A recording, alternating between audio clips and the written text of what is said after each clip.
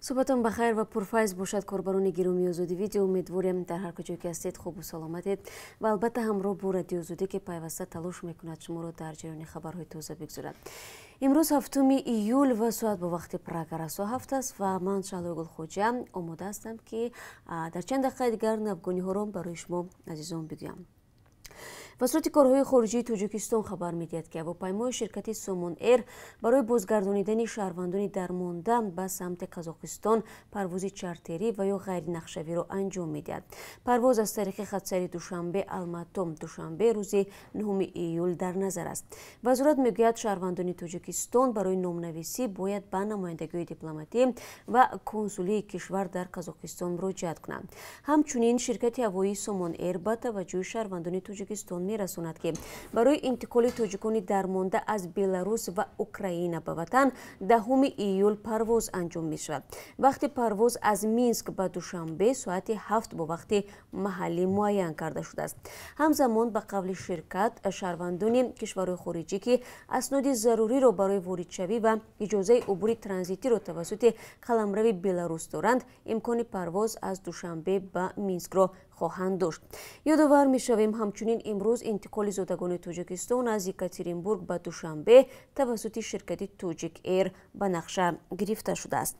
سفارت ازبکستان در شهر مسکو و شهروندان کشور خود دعوت کرد که به سخن قلابان باور نکنند که برای وضع مبلغ معین گذراندن از مرز روسیه و قزاقستان را وعده می‌دهند.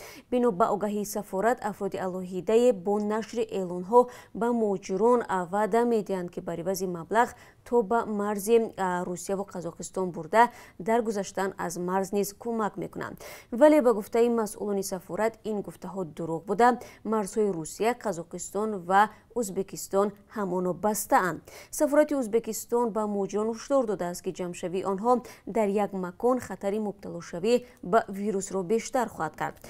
قبلا سفارت تاجیکستان در روسیه نیز از مهاجران تاجیک خواسته بودند که به دام قلابان نرفتند و تا رسما اعلام نشدن گشودن مرزها و برقرار گردیدن پروازهای منتظم از سفر با نقلیات زمینی و خریدن بلیط به سمت تاجیکستان خودداری نمایند. روز دوشنبه خبرگزاری اینترفاکس با تکیه به وزارت تندرستی تاجیکستان نوشت که در 24 ساعت گذشته 49 نفر دیگر در این کشور گرفتار کرونا ویروس شدند و شماره عمومی مبتلایان این ویروس یا خود بیماری کووید 19 به 6262 نفر برابر گشته است. بیماری کووید 19 تا این دم در تاجیکستان حیات 53 نفر را از بین برده است. نزدیک 5000 نفر شفا یافتند. حکومت تاجیکستان 30 اپریل اولین بار تصدیق کرد که در کشور ویروس کووید 19 وجود دارد. در همین حال پرزیدنت قرقیزستان سورونبوی جینبکوف در جلسه شورای امنیت ملی این کشور به حکومت پیشنهاد کرد که منع روا میان ولایت‌ها را بررسی کند. بیمارخانه‌های شهر بیشکک پر شده کرونا ویروس به دیگر منطقه‌های قرقیزستان نیز پهن می‌شود. معاون شهرداری بیشکک در توییتر نوشت که در بیمارخانه‌های پایتخت قرقیزستان دیگر جای خالی نمانده است. وزارت تندرستی قرقیزستان اطلاع داد که در شهر بیشکک هر سومین طبیب بیمار است و طبیبان باقی با آخرین نیروی خود کار میکنند. دانشجویان ساحه طب نیز به کار جلب شدند. بیشتر قرقیزستانی ها از کار مقامات در دوره بحران راضی نیستند. حتی سراینده ها و اسطوره های دیگر وزارت تندرستی، وکیلان و پرزیدنت را انتقاد میکنند. برخی از آنها از مردم عذر میپرسند که زمان حزب حاکم و نامزدهای آن را تبلیغ کردند. نزدیک 60 خانه ساکنان 14 در جماعت شیرین چشمه نویه توجیک‌آباد در زمین لرزه نصف روزی 4 ایول آسیب دیده است. پژوهشگاه‌های زلزله‌شناسی جهان خبر داده بودند که مرکز زمین لرزه 50 کیلومتر دورتر از منطقه رشت بوده. نیروی آن در مرکزش 5 و در شهر دوشنبه 3 درجه ریختر را تشکیل داده است. مقامات نویه رشت روز 6 ایول به رادیو آزادی گفتند که حالا ضرری رسیده از زمین لرزه را حساب دارند. ضرر بیشتر به ساکنان 14 جماعت شیرین چشمه توجیک‌آباد رسیده است. مقامات میگویند پس از حساب پوره ضرر به ساکنان کمک رسانیده می شود. توجیک‌آباد در منطقه رشت در شرق تاجیکستان جایگیر است. 71 سال پیش در این منطقه پرقربانی ترین بزرگترین لرزه در تاریخ تاجیکستان ثبت شده بود. 10 ایولی سال 1949 در هویت که فعلا توبه نویه رشته است، زمین لرزه سخت رخ داد که به صبح‌های گوناگون بیش از 15,000 ساکن زیر خاک مانده بودند. بریتانیا در رابطه با مرگ حقوقشناس سرگئی ماگنیتسکی بیش از 20 منصبدار روس را مورد تحریم قرار داد. رابطه بریتانیا و روسیه بر اثر آن که لندن آن را عملکرد نارام کننده روسیه مینامد سرد میباشد. رویخط 6 ایول اعلان شد. در آن الکساندر باستریکین رئیس کمیته تفتیشاتی روسیه و یکی از افراد نزدیک به ولادیمیر پوتین شامل میباشد. بر ضمن آن نام یکی دادرس‌ها و دزدانها نیز در این رویخط جای داده شده است. وزیر کره خارجه بریتانیا که خود در گذشته حامی حقوق انسان بوده است میگوید تحریم بر ضد افراد جاری شده است که به طور جدی حقوق انسان را پایمال کردند. سرگئی ماگنیتسکی در یکی از شرکت‌های غربی مستقر در شهر مسکو کار میکرد. ماگنیتسکی سال 2009 در محبس از بیماری به هلاکت رسید. نام برده را بعد از آن به حبس بردند که منصبداران روس را با خودداری از پرداخت انداز به مقدار 230 میلیون دلار متهم کرد. این پرونده توجه بین‌المللی را به خود جلب نموده است.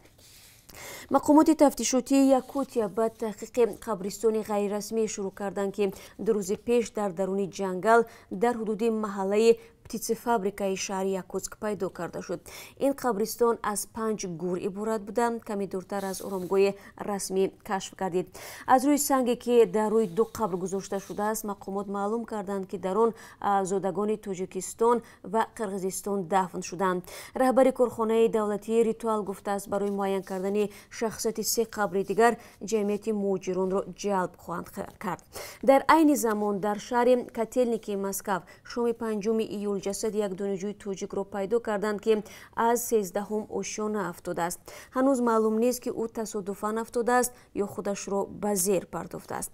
در روسیه بیش از 1 میلیون شهروند تاجیکستان کار و زندگی و تحصیل میکنند. هر سال تا 1000 مهاجران در این کشور غربت به هلاکت میرسند. سبب مرگ آنها کشتار، بیماری و صدمه و تصادف در ساختمان گفته می شود.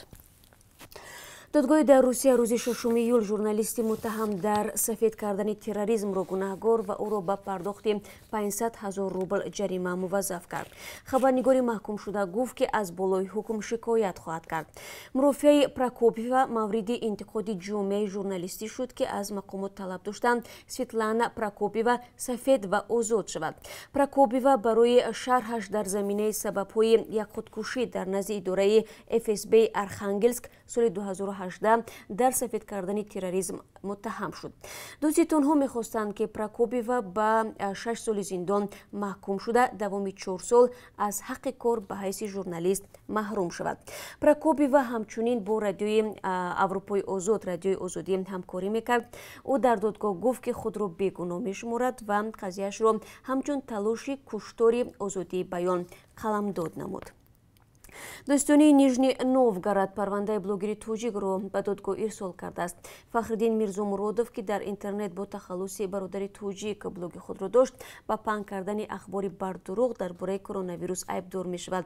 بنا به فرضیه تفتیشات در ماه‌های اپریل و می سال 2020 در دوره نامساعدی وضع اپیدمیولوژی در رابطه با کرونا ویروس در این ویدیو خبر داده می شود که به زودی در روسیه واکسیناسیون می‌گذرانند، ولی مهاجران به هیچ وجه نباید به آن راضی شوند، چون که هدف این واکسیناسیون نابود کردن تمامی مردم غیر روس می باشد.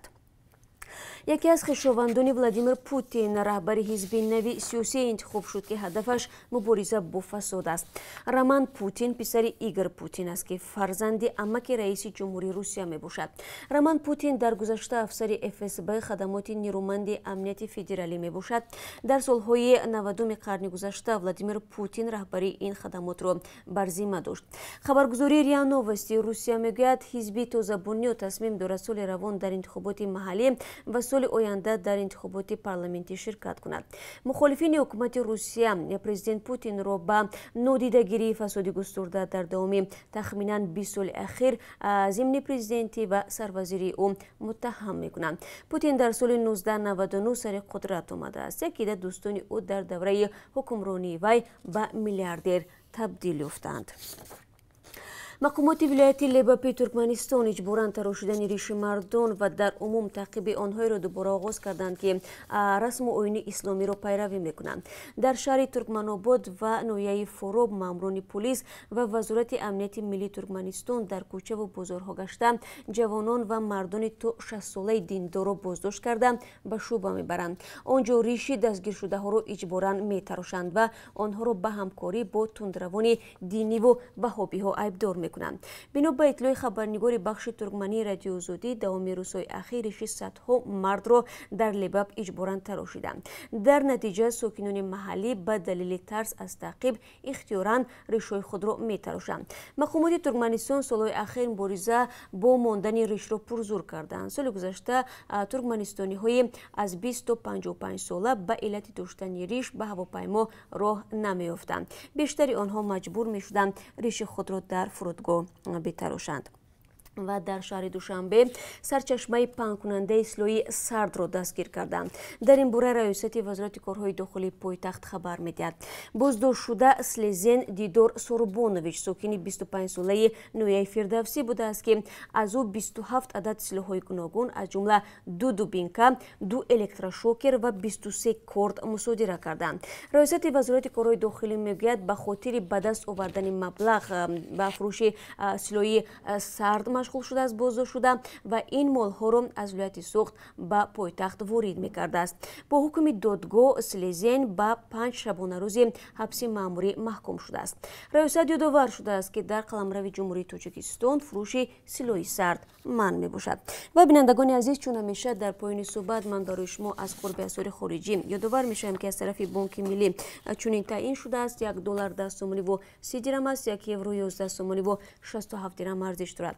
имрӯз қурби 1000 рубли русӣ 143 сомониву 10 дирам таъин гардааст ки нисбати рӯзи гузашта 1 сомони камтар мебошад. бо сипос аз якояки шумо бинандагон ки дар ин субҳи барвақт моро ҳамроҳ будед ва аз хабарҳои тоза огоҳ шудед. ман шуморо 3 соат пас дар ҳамин ҷо бо хабарҳои нав мунтазир хоҳам буд. бо умеди дидор худро эҳтиёт кунед ва рӯзи хуб дошта бошед.